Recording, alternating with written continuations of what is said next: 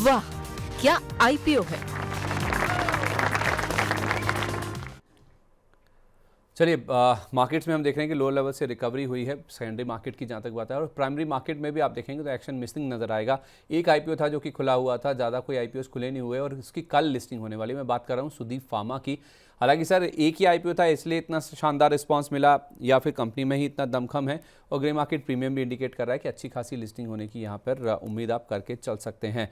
कल यानी कि 28 नवंबर को ये लिस्टिंग होनी है। 593 रुपये का प्राइस तय किया गया है। 895 करोड़ रुपए का इशू था, जिसमें 95 करोड़ रुपीस इनके पास आए हैं और जो ओएफएस वाले मौजूदा निवेशक हैं उन्होंने 800 करोड़ रुपए की रकम जुटाई है। ग्रे मार्केट ये बता रहा है सर कि 91 रुपीस पर शेयर आपको मिल जाएगा और 684 रुपीज़ पर लिस्टिंग हो सकती है, जो ये 593 रुपये का प्राइस इन्होंने तय किया है। हो भी क्यों ना, क्योंकि रिस्पांस बहुत शानदार मिला था। 94 टाइम्स के आसपास ये सब्सक्राइब हुआ है और क्यूआईबीस ये 213 गुना, 116 गुना एनआईआई और रिटेल का हिस्सा भी करीब 16 गुना के आसपास सब्सक्राइब हुआ है। तो नंबर ज़बरदस्त है सर तीनों कैटेगरीज में और लिस्टिंग गेन होना फिर लाजमी है क्योंकि उत्साह बहुत ज़्यादा था। कंपनी में दमखम है नहीं है, और अगर प्रीमियम पर लिस्टिंग होती है तो क्या करना है ये बताइए। सर देखिए, कंपनी जिस स्पेस में है वो स्पेस अंडर परफॉर्म कर रहा है और हमने इस आईपीओ के लिए चर्चा भी करी थी। तब मैंने क्लियर केस आपको कहा था कि इसको अवॉइड कर देना चाहिए। आई यहाँ पे रिमेंबर। चेंज, हाँ हाँ, आई रिमेंबर सर, यहाँ आई पे रिमेंबर। यहाँ पे चेंज क्या आ गया सर कि हम जिस लेवल पे जिस कंफ्यूजन पे निफ्टी की बात कर रहे थे ना, और अब जिस हम्म। लेवल पे जहां पे निफ्टी आ गई है, तो थोड़ा सा एक मोमेंटम चेंज हो जाता है और वो आपको लिस्टिंग में देखने को मिलेगा। मुझे इस कंपनी में प्रॉब्लम दो ही दिख रही है। एक तो जिस स्पेस में है वो स्पेस अभी ट्रेड डील का बहुत क्लोजली इंतजार कर रहा है। दूसरा इनका क्लाइंट कंसंट्रेशन, इनका मेजोरिटी 30-35% जो पांच छह प्लेयर से ही बिजनेस आता है ना, वो भी एक प्रॉब्लमैटिक चीज दिख रही है। So if you have applied for it and you getting gains, बिल्कुल आपको बुक कर लेना चाहिए। और फ्रेश एंट्री जिनके पास नहीं है उनको मैं ये कहूंगा कि अभी नहीं करें। बहुत सारे हमने मूवमेंट्स देखे, जो जिस तरीके से आईपीओ सब्सक्रिप्शन नहीं हो रहा था, ग्रे मार्केट प्रीमियम भी खराब था, बट ग्रो और फिजिक्स वाला हमने देख लिया जिस तरीके से परफॉर्म करते हुए आए। तो कंफ्यूजन बहुत है और जब बहुत ज्यादा कंफ्यूजन होना तो ज्यादा एक रिलैक्सिंग बात या सेंसिबल स्टेप एक ही होता है, चुपचाप पुणे होके बैठ जाना चाहिए। चीजें जब समझ में आने लग जाए तब एंट्री करेंगे। और जिनको मिला और कल प्रॉफिट बुक करने का मौका मिलता है, definitely I would suggest profit book कर लेना चाहिए।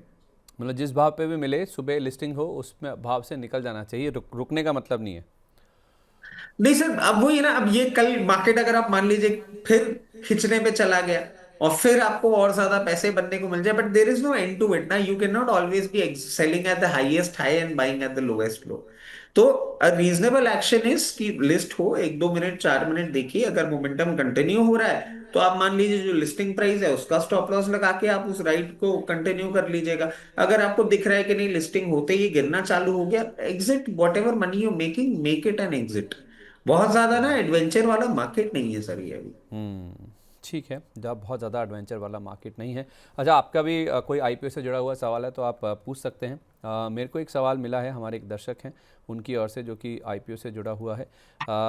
ये सोमेन जी का सवाल है, कह रहे हैं कि hello sir, is this the right time to enter in Mahindra life space and physics Wallah. अब ये फिजिक्स वाला हाल ही में लिस्टेड कंपनी है सर, 2 गुना के आसपास ये आईपीओ भरा था, लेकिन लिस्टिंग पर अच्छा खासा पैसा इसमें बन गया। अब कोई मिस कर गया, आईपीओ में नहीं सब्सक्रिप्शन मिला सर, अलॉटमेंट नहीं हुआ, तो क्या इन लेवल्स पर अभी ले लें? देखिए सर, फिजिक्स वाला के लिए ना मैं आपको बहुत एक क्लियर केस बोलूंगा, और मैं हर बार जब भी इसकी बात हो रही है एक ही बात कह रहा हूं, by only if you understand the business. सिर्फ फॉर द सेक कि ये बाउंस बैक कर जाएगा, ये चांस मत लीजिएगा। क्योंकि न्यू एज बिजनेस है, न्यू एज बिजनेस को आपको समझना होगा तभी आप इसको ले। मेरे को इसमें ना सब पॉजिटिव्स बहुत सारे दिखते हैं and I have always been advocating. मैं इसके आईपीओ के टाइम में भी एडवोकेट कर रहा था, लिस्टिंग के टाइम में भी आई वाज बुलिश। क्योंकि जो पैसा आपने इन्फ्यूज किया वो आप ले रहे हैं आगे फिजिकल क्लासेस को ग्रो करने के लिए, जो कि आपके रेवेन्यू एनहांसमेंट में आपको मदद करेगा। ये अकेला चुनिंदा एक ऐसा आईपीओ जिसमें आपने देखा होगा कि प्रमोटर्स ने अपना स्टेक लिक्विडेट नहीं किया, डाइल्यूट नहीं किया था। उन्होंने मार्केट से पैसा उठा के कंपनी को ही दिया है, जो कि इवेंचुअली इनके रेवेन्यूज में फेवर करता हुआ दिखेगा। अभी इसमें आपको, अगर आप इन्वेस्ट कर रहे हैं, 2-3 चीजें समझ लेनी होंगी। एक तो इनके नंबर्स आपको हर क्वार्टर को विजिट करने होंगे और एक आपको टाइम देना होगा। ये कंपनी बहुत अच्छी लगती है, बिजनेस मॉडल बहुत अच्छा लगता है। प्रमोटर जो औलख जी हैं, पांडे जी, वो भी मुझे अच्छे लगते हैं, जहां से वो ग्रो करते हुए आए हैं। आगे भी मेरे को ग्रोथ पोटेंशियल दिखती है। जो मेरे लिए ओला के लिए एक नेगेटिव था वही मेरे लिए इस कंपनी के लिए पॉजिटिव है। तो if you want to play the chances, definitely if everything remains in place, आपको अच्छा रिटर्न मिल जाएगा। मैं कहूंगा आप अभी फ्रेश एंट्री करना चाह रहे हैं, आपको लोअर लेवल्स मिल भी रहे हैं, आप जरूर इसमें एंट्री करें, बट पूरा पैसा एक साथ ना लगाएं, स्टैगर्ड मैनर में करते रहें। क्योंकि अभी कोई ना गेम चेंजिंग चीजें भी नहीं होने वाली हैं। ऐसा नहीं होगा कि कल ये कोई अनाउंसमेंट ऐसा कर देंगे कि भाग जाएगा। अभी आपको थोड़ा सा लोअर लेवल पे भी जाता हुआ दिख सकता है, 116, 114। तो एक हर थोड़े थोड़े रेंज में थोड़ा थोड़ा खरीदते रहें, आपको डेफिनेटली गेन मिलेगा। But if you understand the business only then. अगर आपको बिजनेस नहीं समझ में आ रहा, और स्टॉक्स हैं वहां पे फोकस कर लीजिएगा, क्योंकि ये पेशेंस जरूर मांगता है। चलिए ठीक है, पेशेंस मांगता है, अगर बिजनेस समझ आता है, पेशेंस आप रख सकते हैं, तो आप ज़रूर फिजिक्स वाला में पैसा लगा सकते हैं। तो प्राइमरी मार्केट से जुड़ी हुई आज की हमारी खास कवरेज यहीं तक थी।